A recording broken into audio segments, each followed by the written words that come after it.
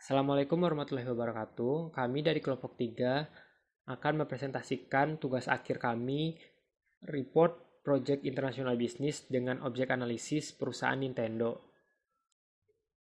Nintendo adalah sebuah perusahaan internasional asal Jepang yang memproduksi game-game konsol dan video games dan telah melahirkan game-game terlaris sepanjang masa seperti Super Mario, The Legend of Zelda, Animal Crossing, dan Pokemon. Tujuan dari report ini adalah untuk menganalisa relokasi perusahaan dan pabrik Nintendo di Cina yang terjadi akibat perang dagang yang terjadi antara Cina dan Amerika. Analisa dibuat berdasarkan pandangan atau perspektif bisnis internasional. Profil Nintendo. Nintendo merupakan perusahaan elektronik konsumen asal Jepang yang memproduksi video game terbesar di dunia, bila dilihat dari pendapatan yang bermarkas di Kyoto. Nintendo didirikan pada 23 September 1889 oleh Fusajiro Yamauchi. Mula-mulanya sebagai perusahaan kartu dan kemudian berkembang dari mainan hingga menjadi video game. Nintendo merupakan salah satu perusahaan permainan video terbesar di dunia, menciptakan berbagai macam waralaba permainan yang terkenal dan yang terlaris sepanjang masa seperti Super Mario, The Legend of Zelda, Animal Crossing, dan Pokemon. Pengaruh perang dagang Amerika Serikat dengan Cina terhadap Nintendo. Dampak dari perang dagang antara Amerika Serikat dan Cina telah berimbas ke berbagai sektor, termasuk dalam industri video game, terutama produksi konsol game seperti Nintendo Switch. Konsol game yang termasuk barang yang mendapatkan tarif biaya masuk 25% jika diimpor dari Cina, sebanyak 40% dari hampir 17 juta konsol Nintendo Switch yang terjual pada tahun 2018 dijual di benua Amerika dan terbesar di pasar Amerika Serikat. Menjadikan negeri Paman Sam sebagai pasar penjualan Nintendo terbesar, jumlah penjualan konsol Nintendo ke Amerika Serikat dapat mengalami penurunan karena dengan naiknya tarif, maka berpengaruh pada jumlah barang yang diekspor dan market price konsol Nintendo di Amerika Serikat. Perang dagang Amerika Serikat-Cina membuat industri game harus menanggung peningkatan tarif yang dijatuhkan untuk produk yang dibuat di negeri tirai bambu tersebut. Mengutip dari Nikkei Asian Review, untuk menghindari peningkatan tarif yang diberikan pemerintah Amerika Serikat, konsol game akan dipindahkan produksinya ke Asia Tenggara. Vietnam disebut-sebut negara Asia Tenggara yang dipilih untuk produksi konsol game ini.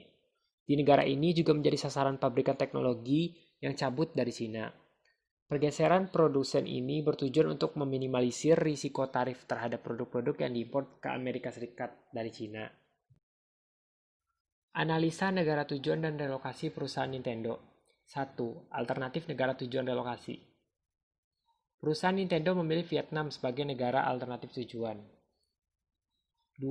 Analisis tujuan negara relokasi dari segi ekonomi. Dalam beberapa tahun terakhir, negara Vietnam diketahui aktif dalam menjalin hubungan bilateral dengan banyak negara di dunia. Dari jalinan hubungan tersebut, Vietnam menyepakati banyak perjanjian perdagangan bebas. Ditambah lagi Vietnam menandatangani Comprehensive dan Progressive Agreement for Trans-Pacific Partnership atau CPTPP. Apalagi dalam perjanjian-perjanjian tersebut, standar kualitas produk, manufaktur, dan hak-hak karyawan benar-benar dijamin Vietnam. Tidak menutup kemungkinan Vietnam bakal menjadi pusat manufaktur dan basis ekspor. Stabilitas makroekonomi menjadi faktor dan daya tarik investor menanamkan uang ke Vietnam. Pertumbuhan ekonomi negara ini melesat dari 5,03% pada 2012 menjadi 7,1% pada 2018. Politik. Selain kondisi politik di sana yang stabil, pemerintah Vietnam dinilai bijak dalam mengambil keputusan strategis yang menjadi kebijakan utama.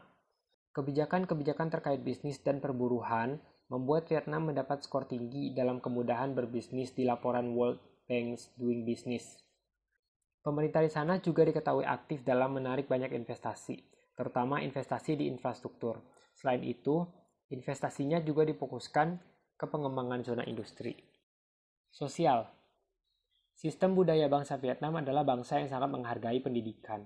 Bahkan, satu-satunya cara seseorang untuk bisa maju secara sosial atau menjadi seorang yang lebih tinggi kelas sosialnya adalah dengan lulus dalam ujian Mandarin kerajaan. Selain itu, pemerintah Vietnam telah menyiapkan universitas-universitas yang digunakan untuk mencetak sarjana-sarjana yang berkualitas dan terampil dalam satu bidang pekerjaan yang kemudian akan mereka pekerjakan dalam pemerintahan. Budaya atau kultur antara Cina dan Vietnam bisa dikatakan sangat dekat dan bisa jadi mirip, karena dari jarak antara kedua negara yang berdekatan sehingga pasti kurang lebihnya hampir sama dengan Cina, yang akan membuat tidak terlalu banyak penyesuaian kembali terhadap budaya perusahaan. Lingkungan. Tanah yang berada di Vietnam itu sangat murah dibandingkan negara lain. Bahkan bisa didapatkan dengan harga kurang dari 100 US dollar. Sehingga investor sangat tertarik untuk pindah ke Vietnam. Ditambah lagi dengan jarak wilayah yang berdekatan dengan Cina. Selain itu, Vietnam memiliki tempat strategis di mana bentuk wilayah Vietnam yang memanjang sehingga memiliki 3 pelabuhan besar dan mempunyai jaringan kereta api yang terhubung ke Cina untuk kargo. Teknologi. Untuk teknologi yang ada di Vietnam sendiri berhubung wilayah yang berdekatan, bahkan punya jalur kereta api yang saling terhubung, memudahkan dalam memindahkan fasilitas manufaktur dan teknologi dari Cina ke Vietnam. Apalagi Vietnam yang berusaha meningkatkan infrastruktur yang ada di negaranya untuk menarik investasi asing langsung, bahkan memberikan subsidi berupa listrik kepada industri-industri yang ada di Vietnam. Sumber daya manusia.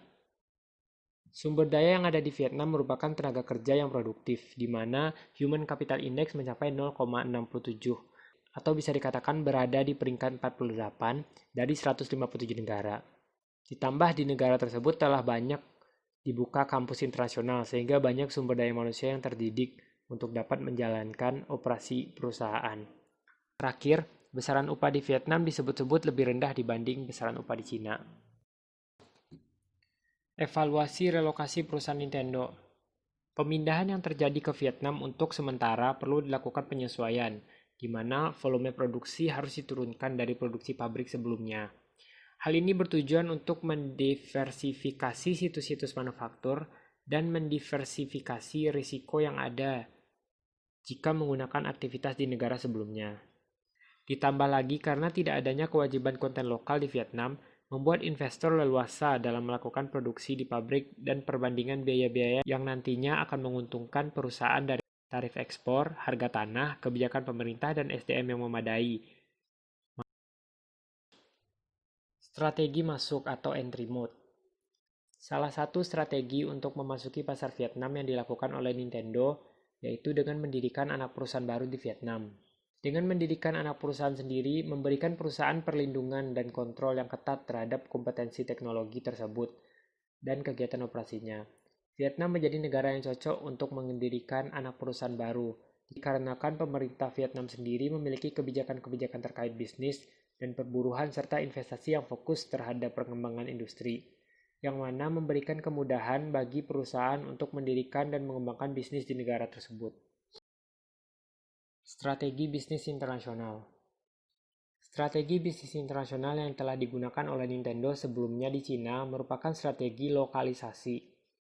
Strategi ini merupakan strategi yang berfokus pada peningkatan laba dengan cara memodifikasi produk perusahaan agar sesuai dengan selera dan preferensi dari negara yang dituju, yaitu Cina.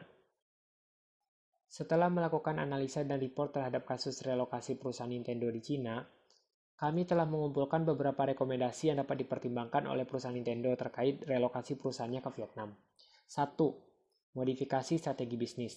Strategi bisnis internasional yang digunakan oleh Nintendo saat berproduksi di negara Cina adalah strategi lokalisasi, di mana perusahaan akan meningkatkan labanya dengan memproduksi produknya agar sesuai dengan preferensi dan selera lokal. Strategi ini dapat dikatakan berhasil di Cina, namun menurut kami saat Nintendo merelokasi perusahaannya ke Vietnam, strategi ini nampaknya perlu dimodifikasi. Karena jika dipaksakan mengikuti selera dan preferensi lokal Vietnam, bisa-bisa preferensi Vietnam berlawanan dengan standarisasi Nintendo yang dapat menyebabkan menurunnya standar produk Nintendo. Untuk itu, Nintendo harus memodifikasi strategi bisnis internasionalnya agar tidak menurunkan standar produknya. 2. Memperketat seleksi SDM. Banyaknya ketersediaan sumber daya manusia di negara Vietnam menyebabkan tenaga kerja di negara ini juga diburu oleh banyak perusahaan-perusahaan internasional. Untuk itu, Nintendo perlu memperketat seleksi SDM-nya agar mendapatkan SDM yang lebih berkualitas. Baiklah, itulah hasil presentasi kami dari kelompok 3. Mohon maaf atas segala kekurangan. Terima kasih. Assalamualaikum warahmatullahi wabarakatuh.